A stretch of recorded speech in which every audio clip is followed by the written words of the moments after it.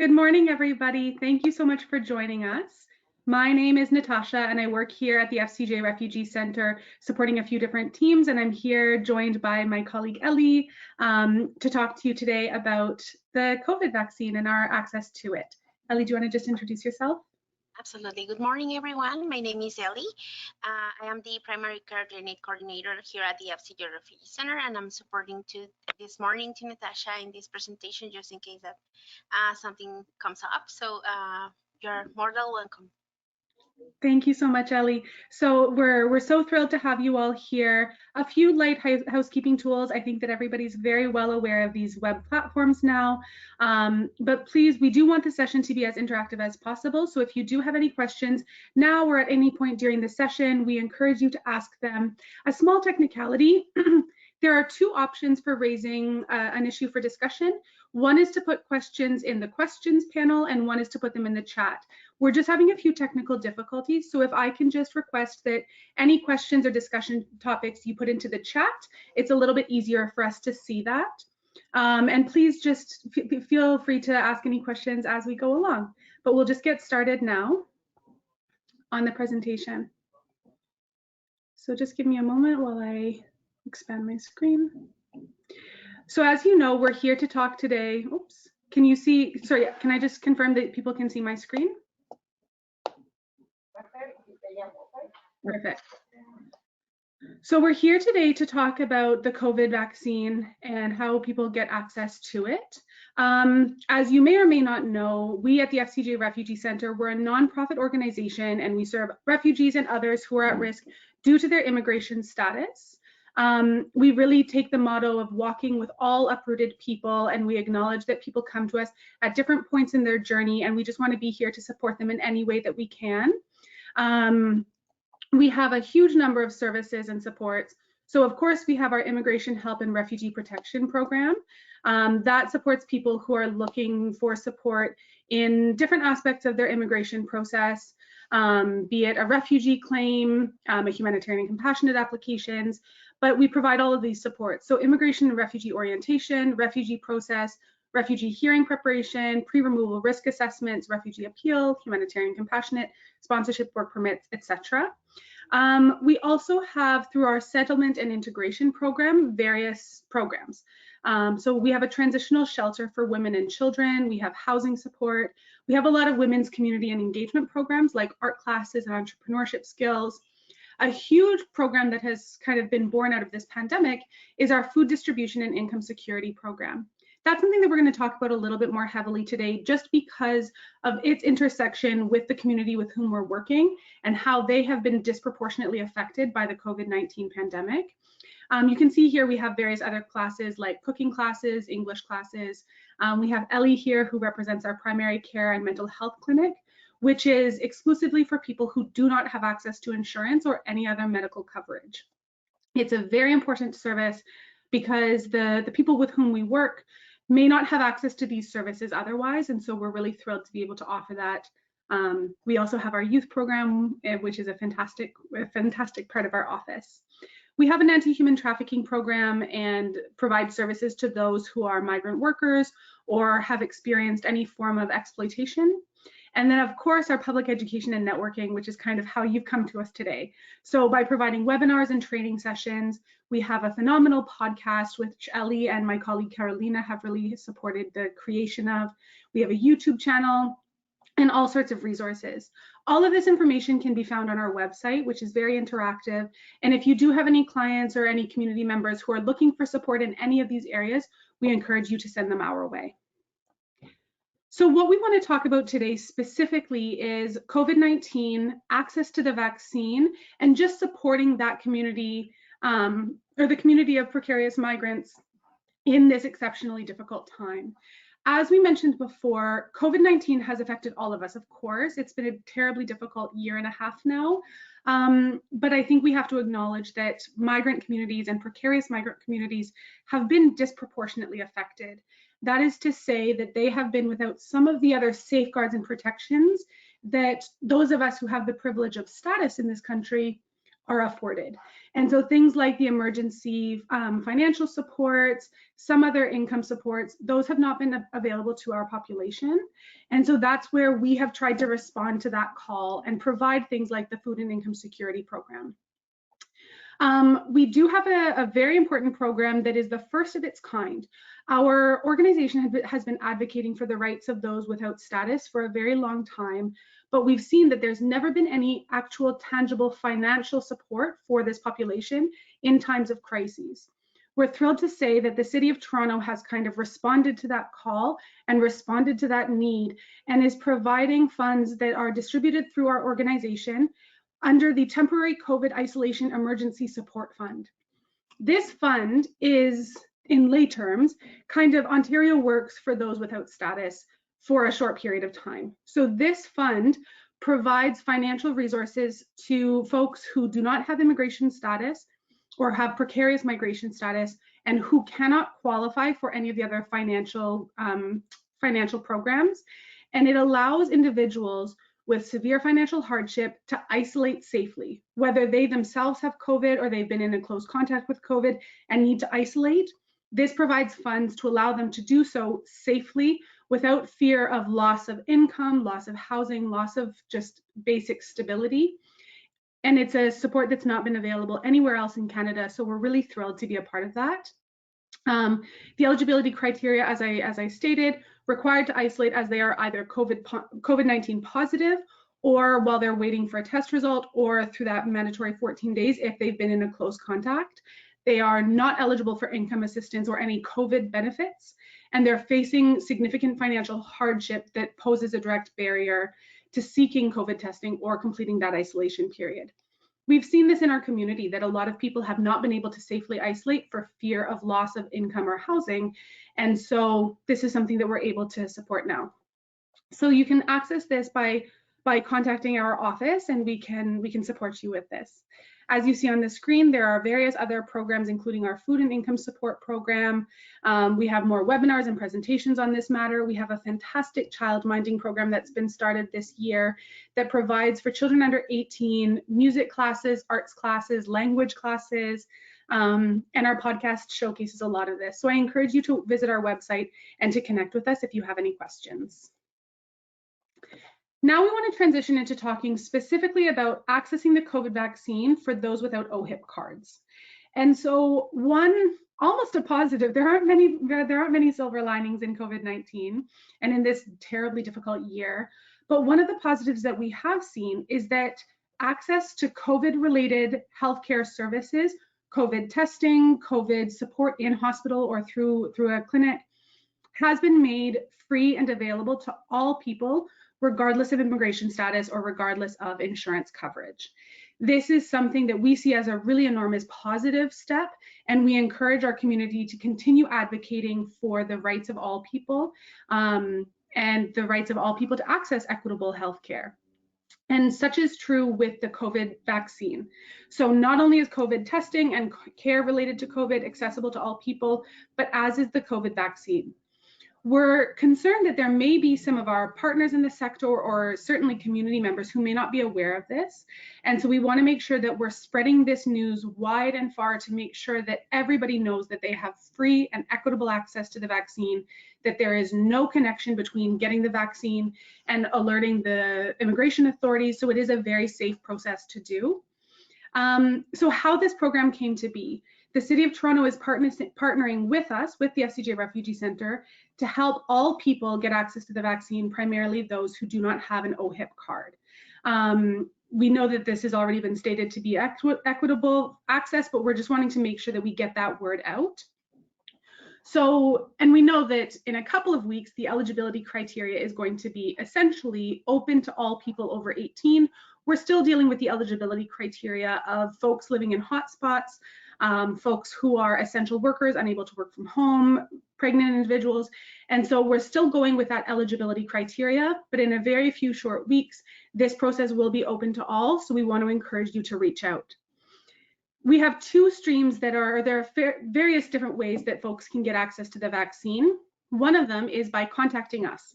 We have an email address called vaccine@fcjrefugeecenter.org. And if you send us your name, date of birth, a local number to call you on, and your preferred first language, one of our staff or community partners will be able to reach out to you, and they will register you through a system which generates a unique ID that is in place of that OHIP number to allow you to access the vaccine at one of the city administered clinics. We also recognize that proving identification and proving address is hard for some folks, so we want to make sure that that is not a barrier to accessing the vaccine. If you present yourselves to us, you call us, or you get to one of the vaccine sites, we have ways of supporting you if you don't have identification. And so there's an affidavit form which has been provided to us by the City of Toronto that allows you to write out your information and just attest that the information is true and accurate. And the most important thing is that the administrators of the vaccine just want to make sure that they can be in contact with you so that they can set up your second dose. So there is no reason to be sharing your information other than to make sure that you are adequately supported. We also have been providing some vaccine clinics through our office specifically. And so we've had the pleasure of partnering with the UHN and Women's College Hospital to provide vaccines here on site in our office. And this has allowed us to actually combat some of the vaccine hesitancy within our community that may be slightly different than within other communities across Canada. We see that some of the people with whom we work come from countries where, unfortunately, some Western countries have tested vaccines on folks without their consent, have experimented on folks in very unethical and cruel patterns. And so we see that there's a lot of fear perhaps in some of the communities with whom we work.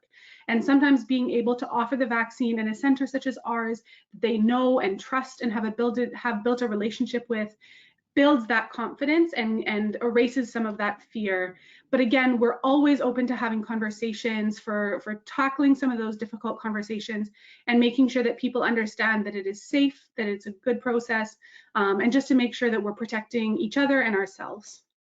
So again, as I mentioned, if you're looking for support, residents of Toronto without OHIP cards are asked to send, and I'll put the email address in the chat in a little bit, but your full name, local phone number, date of birth, and primary first language. So this is just kind of a screenshot of what the process is on our website.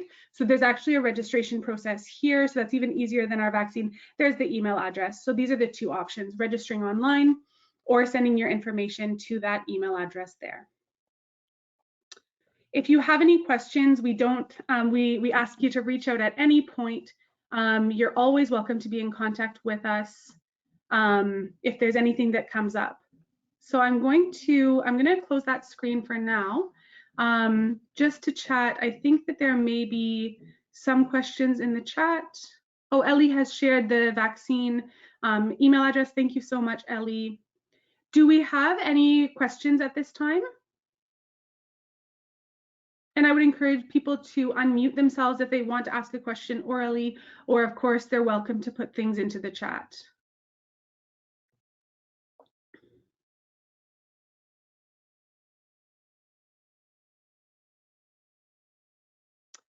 I see that Jorge Armando had a hand raised. Jorge, did you have a question or a comment?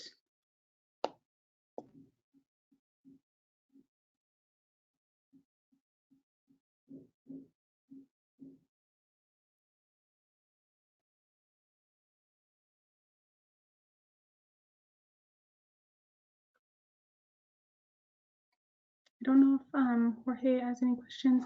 I don't know, Ellie, if there was anything else that you wanted to add. Well, I think that was pretty much everything. It's very clear information. Only guys, if you have questions regarding about eligibility criteria or how to send this information, it's very important for us to get your feedback. And also we're trying to reach out as soon as possible. We're having like thousands of requests regarding this new process to get the vaccine. No matter if we are delaying a little bit, just getting back to you, it's important to know that we're going to contact you if you have the chance to get the vaccine in another public clinic, or if you can book an appointment with another location party or something like that. Then it's totally fine, don't worry about that. We're here just to support you, just in case that you cannot access to a vaccine. We're going to do it for you. We have different kind of possibilities to help you, and it's very easy. You don't be afraid of that. And also, if you have questions regarding the side effects of the vaccines, or myths and realities about the vaccines, we also have 2 webinars. One is in Spanish and one is in English, provided by the Women's College Hospital and one of our family doctors in our clinic. That a few weeks ago we just presented that webinar, and it's very useful. It has really good information there in case that you have questions about vaccines, how they are working.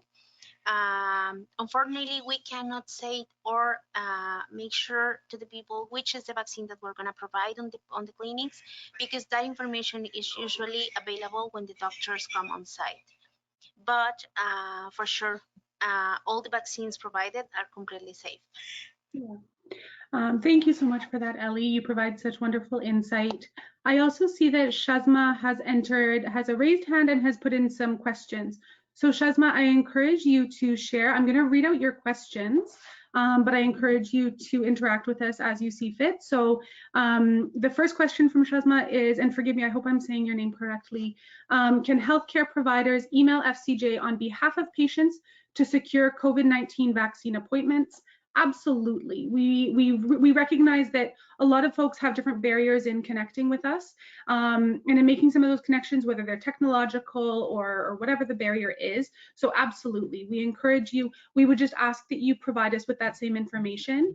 And at the time that we call back, maybe you will have the client with you or the patient with you, or perhaps you would have the consent of them to disclose the information to us. So the answer is a resounding yes. You are very welcome to contact us on behalf of your patients. Another question, do we have regularly run vaccine clinics that we can send patients to without OHIP, of course? So as Ellie was mentioning, yes, we do. I think we can continue to share that we have one this Friday, and so we'll have a registration process for that if there are any folks who are looking for that support. And we are hoping that we will continue to have these clinics in the future on a regular basis. But even if we don't have an immediate clinic coming up, we do have the possibility to register them and to get them the vaccine through one of the city clinics, or we recently have opened up accessibility to Baycrest and Sunnybrook Hospital. So those are 2 options as well. So Shazma, I hope that's answered your questions, but if you have any others, I welcome you to share them. Hi, can you hear me? Yes, of course. Thank you, Shazma. Go ahead. No, thank you so much for this session. I really appreciate it. Just a couple more questions to ask. The email, once we send an email, what is the turnaround time? Like, how soon can we expect a response? And number 2, the vaccine clinic you mentioned on Fridays, do you have some sort of like a flyer or like a timing that we could get that information for, just so we could let our patients know? Absolutely. So in terms of the turnaround time, we are dealing with, just because this partnership between us and the city has been active for just over a week now. And so folks without OHIP cards have been trying to contact the city for months now, trying to get access. So we've been going through quite a backlog. Our turnaround time is decreasing, I should say, every day. We're trying to get faster and faster. I would say it's between 1 and 2 business days. Ellie can correct me if I'm wrong, but we're trying to get in contact with people as quickly as possible to be sure. And then we can absolutely, Shazma, if you can maybe send a contact, I'm even happy to put my email address in the chat, and you can send me an email following this session, and we can send out the information that we have about our vaccine clinics in office are not every week. We're trying to do them every couple of weeks, but I can send you some information and connect you with some of my colleagues who are looking for that support. I think that would be better, because that vaccine email, we're trying to keep that for direct referrals to the vaccine. Sure, that'd be great if you can share your email address. Thank you. Yes, I'm happy to. Thank you, Shazma. Thank you. We also have had a couple more questions. One from Shruti. Is this provision available for people on visitor visas as well if they have local ID proof? Again, the answer is yes. We want to make sure that this vaccine is available to all people. And in fact, they don't even need to have local ID proof. If they have it, it's terrific. But what we're really, essentially, if we have the chance to get in touch with the person who is living in Toronto, living in the region, absolutely, they will have access to the vaccine. So thank you for that question. Shruti, if there are any more questions about that, please share.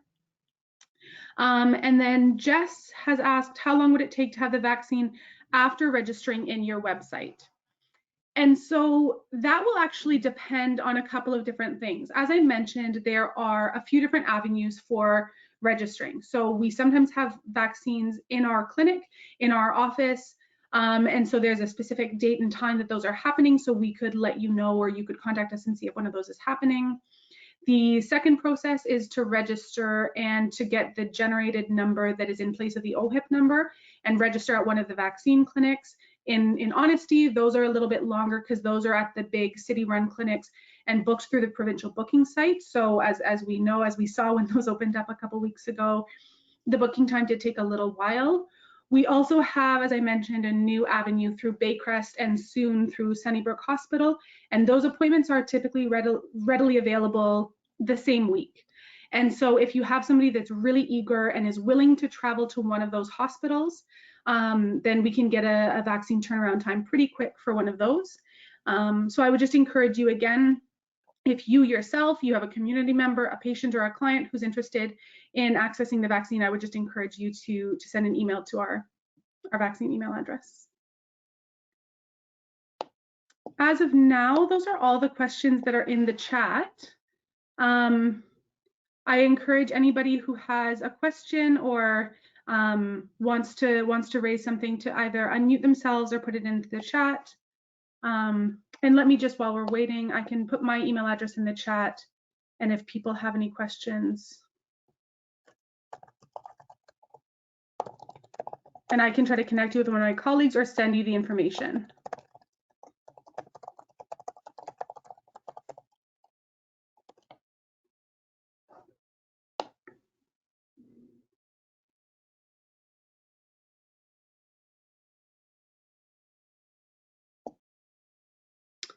So I'm not seeing any more questions come through. I'm not seeing any more hands raised. So I want to just say a really big thank you to all of you for joining into the session today. We're all working together to support vulnerable people, and we couldn't do this work without the collaboration and support of the entire community. I want to say a huge thank you to Ellie for joining me in this presentation today and for lending her expertise. If you do have any questions, please visit our website. My colleague Carolina has said that into the chat as well. Our website, our social media platforms are full of information. They're very interactive, and so I encourage people to connect with our resources there. So please feel free to reach out. I'm seeing some questions. I put my email address in the chat. Oh, I don't think it went to all people. My apologies. So let me enter it again. My apologies, everybody.